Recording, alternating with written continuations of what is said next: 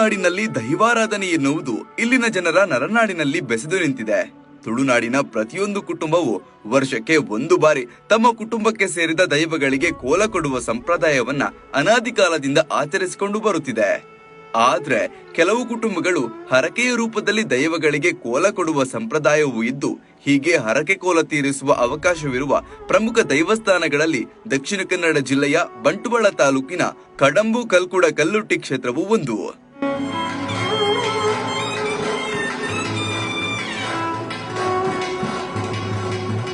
ಅನ್ಯಾಯದ ವಿರುದ್ಧ ಹೋರಾಡಿ ದೈವತ್ವ ಪಡೆದ ತುಳುನಾಡಿನ ಪ್ರಮುಖ ದೈವಗಳಲ್ಲಿ ಕಲ್ಕುಡ ಕಲ್ಲುಟ್ಟಿ ದೈವವೂ ಒಂದು. ಅಣ್ಣ ತಂಗಿಯಾಗಿರುವ ಈ ದೈವಗಳಿಗೆ ಹೆಚ್ಚಾಗಿ ಒಟ್ಟಿಗೆ ನೇಮ ಅಂದ್ರೆ ನರ್ತನ ಸೇವೆ ನಡೆಯುತ್ತದೆ. ತುಳುನಾಡಿನ ಹೆಚ್ಚಿನ ಕುಟುಂಬಗಳಲ್ಲಿ ಈ ದೈವಗಳನ್ನ ಆರಾಧಿಸಿಕೊಂಡು ಬರುತ್ತಿದ್ದು, ಈ ದೈವಗಳಿಗೆ ನೇಮ ಅಥವಾ ಕೋಲಗಳು ಇಲ್ಲಿ ಹೆಚ್ಚಾಗಿ ನಡೆಯುತ್ತದೆ. ತಮ್ಮ ಸಂಕಷ್ಟಗಳನ್ನ ದೂರ ಮಾಡಿದ್ರೆ ಕಲ್ಕುಡ ಕಲ್ಲುಟ್ಟಿ ದೈವಗಳಿಗೆ ಕೋಲ ಕೊಡುತ್ತೇವೆ ಎನ್ನುವ ಹರಕೆಯನ್ನ ಸಾಮಾನ್ಯವಾಗಿ ಎಲ್ಲಾ ಕುಟುಂಬಗಳು ಪರಿಸ್ಥಿತಿಗೆ ತಕ್ಕಂತೆ ಹೊತ್ತಿರುತ್ತವೆ. ಅಂತಹ ಹರಕೆಯನ್ನ ತೀರಿಸುವ ತುಳುನಾಡಿನ ಪ್ರಮುಖ ದೈವಸ್ಥಾನಗಳಲ್ಲಿ ವಿಟ್ಲದ ಕಡಂಬುವಿನ ಕಲ್ಕುಡ ಕಲ್ಲುಟ್ಟಿ ಕ್ಷೇತ್ರವು ಒಂದಾಗಿದೆ.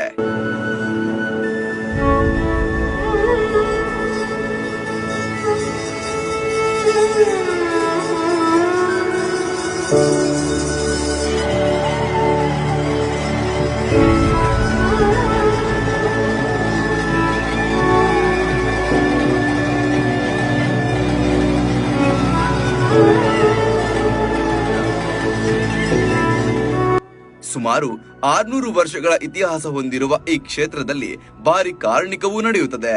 ಇದೇ ಕಾರಣಕ್ಕೆ ಇಲ್ಲಿ ಹರಕೆ ಹೊತ್ತು 5-6 ವರ್ಷಗಳ ಬಳಿಕವೇ ಹರಕೆ ಕೋಲ ನೆರವೇರಿಸಲು ಅವಕಾಶ ದೊರೆಯುತ್ತದೆ.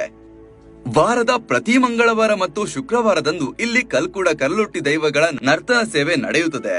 ಭಾನುವಾರದಂದು ಇಲ್ಲಿ ದೈವಗಳಿಗೆ ಅಗೇಲು ಸೇವೆಯೂ ನಡೆಯುತ್ತದೆ. ವಾರಕ್ಕೆ 2 ದಿನ ಇಲ್ಲಿ ದೈವಗಳ ಹರಕೆ ಕೋಲ ನಡೆದ್ರು ಇಲ್ಲಿ ಹರಕೆ ಸೇವೆ ತೀರಿಸಲು ಕನಿಷ್ಠ ಪಕ್ಷ 5-6 ವರ್ಷಗಳು ಕಾಯಲೇಬೇಕು. ಕ್ಷೇತ್ರದ ಕಾರ್ಣಿಕ ಅಷ್ಟರ ಮಟ್ಟಿಗೆ ಪ್ರಸಿದ್ಧಿಯಾಗಿರುವ ಕಾರಣ ಇಲ್ಲಿ ವರ್ಷಗಟ್ಟಲೆ ಸೇವೆ ತೀರಿಸಲು ಕಾಯಬೇಕಾಗ್ತದೆ.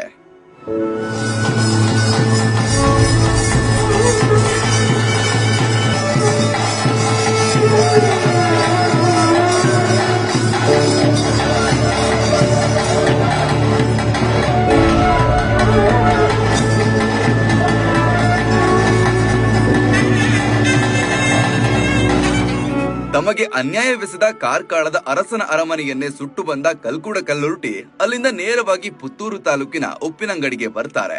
ಅಲ್ಲಿಂದ ನೇತ್ರಾವತಿ ನದಿ ದಾಟಿ ಪುತ್ತೂರಿನ ಕಲ್ಲೇಗದಲ್ಲಿ ನೆಲೆಯಾಗ್ತಾರೆ. ಅಲ್ಲಿಂದ ಹೊರಡುವ ಅಣ್ಣ ತಂಗಿ ದೈವಗಳು ಕಡಂಬುವಿನ ಈ ಕ್ಷೇತ್ರದಲ್ಲಿ ನೆಲೆಯಾಗ್ತಾರೆ ಎನ್ನುವ ಇತಿಹಾಸ ಈ ಕ್ಷೇತ್ರದ್ದಾಗಿದೆ. ಹರಕೆಯಲ್ಲಿ ದೈವಗಳ ಸೇವೆಯ ಎಲ್ಲಾ ವಿಧಿವಿಧಾನಗಳನ್ನ ಕಟ್ಟುಕಟ್ಟಲೆಗಳ ಮೂಲಕ ನೆರವೇರಿಸಲಾಗುತ್ತದೆ.